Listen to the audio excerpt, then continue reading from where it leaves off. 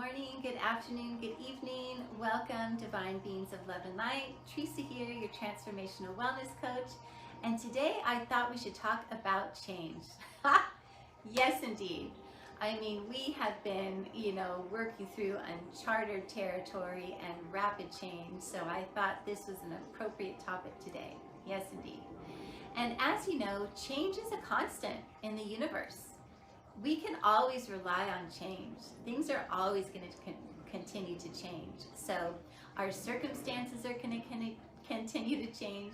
Our lives are going to continue to change. The world is going to continue to change. This is just what's true.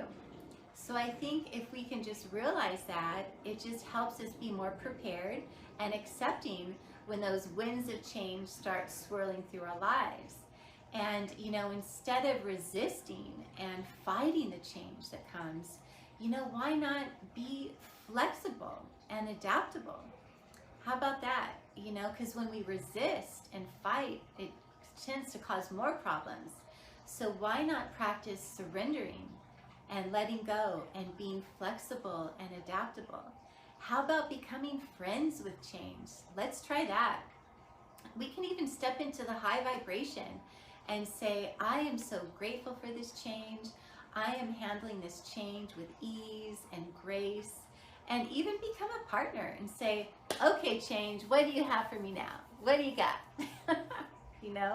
So we can really handle it with a lighthearted approach. We can even handle it with joy and excitement, because that change might be the best thing that ever happened to you. So I think it's really good if we can, instead of labeling the change as good or bad, let's just work with our perception of it, and take that lighthearted approach and like, okay, you know what? Everything is happening for my highest good. So this is changing in my life. So what is this teaching me, and what do I need to learn? And, we are all being kind of pushed out of our comfort zone. So this is a beautiful time for us to learn a new way and, handle it in a new way. So let's give that a try. And I really feel that, being adaptable and flexible and handling that change with, kindness, love, and compassion for yourself and others is just such a beautiful thing to do. It's so important. And I just want to give you a quick example. The other day, my house cleaner, she called me the morning of the cleaning. She was supposed to come at 1, and she called and said, I can't come at 1 anymore. How about 3? And I said, oh, I'm sorry, that doesn't work for me. That's too short of a notice. And she says, okay, how about 2? And I said, well, I have to leave at 3. She's like, oh, that's okay. We've got 3 people today. We can whip it out. And I said, okay, if that works for you. And then she called back, how about 12? And I said, no, that doesn't work. And she's like, okay, 2. I go, okay, thank you. And then, of course, at 2:25, they don't show up. And then I had to leave. And then I texted her, and I said, I had to leave. If you want to come at 4, that'll work. And so they came at 4. And, I had that trigger. I felt that emotion. I started to get angry. But then I looked at myself, and I sat there, and I was like, you know what? I'm going to handle this differently. I'm going to handle this with kindness, compassion.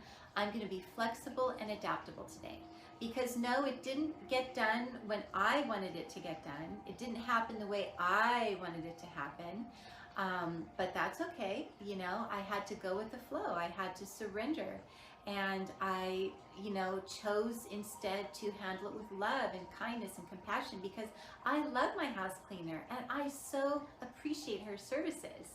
So I chose to, flip the script and flip the switch. And I chose to just be adaptable and flexible and handle it with kindness and compassion. And so we reached a resolution and a solution. And then, of course, we talked when they came, and I just let her know that I need more advance notice when you're trying to change the time. And so we worked it out. So I just wanted to quickly share that with you.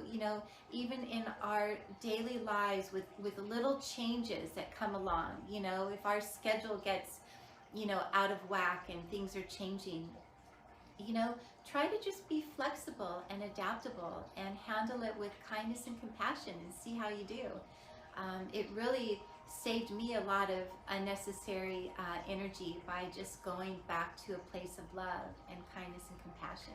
So give that a try and see how you do. And I also just wanted to share with all of you that we have some big eclipses coming up. On May 26th, we have a full moon lunar eclipse, and we also have on June 10th a solar eclipse. So if you're not familiar, eclipses really amp up the energy. So, you know, energies might start, well, they are going to start to be heightened, might feel a little more intense. There might be some anxiety in the air. You know, there might be some turbulence, chaos. The winds of change might be whirling around. We may need to buckle our seatbelts. So I just wanted to share this with all of you just so we can be prepared. Because I feel like if we're prepared, like, okay, energies are going to be heightened for the next couple months, then we can go back to, okay, what do I need to do to navigate this time? And once again, we want to go back to our grounding practices every single day and our self-care practices. So, you know, the meditation, the conscious breathing, the praying, the walking in nature, walking barefoot in the grass or at the beach on the sand, cooking a meal, taking a bubble bath, you know, whatever brings you joy and helps you come back to the present moment, that's what we want to do during this time. So even if you need to make a list of things that bring you joy and that help you ground and put it on the refrigerator, so if things get a little bit chaotic and turbulent, you can say, okay, you know what, that's right. I'm going to go get out in nature. I'm going to do my meditation. I'm going to walk the dog, you know, whatever it is. Have that list, have those reminders on hand so you can help navigate these couple of months. And of course, feel all the feels, everything that might come up, the triggers, feel all the feels, really sit with those, you know, really try to meditate or consciously breathe and just turn inward. Really, when you're feeling triggered, just go within, you know, and sit with yourself and just, what is this trying to teach me? And breathe through it. And, you know, you'll come up with your answers and solutions and do your grounding practices. So try to just be an observer, you know, these next couple of months. Instead of going into that reactionary mode, really just, why not, you know, sit back and observe and just turn within every time that you're feeling a trigger. So I just wanted to share that with all of you. So just remember that you are a divine being of love and light. Remember that everything is happening for your highest good. So change can be our greatest teachers. And so just really approach these next couple of months, you know, in a lighthearted, childlike way. Have fun, you know, find the joy and do your grounding. And, you know, let me know if you need help. I am here. And so I'm sending you so much love and light. And if you like the video, please give me that thumbs up, like button so this video can reach more people. Share it with others if you think this would help somebody you know. And once again, wishing you an amazing day, sending you so much love and light, and I will talk to you soon. Bye for now.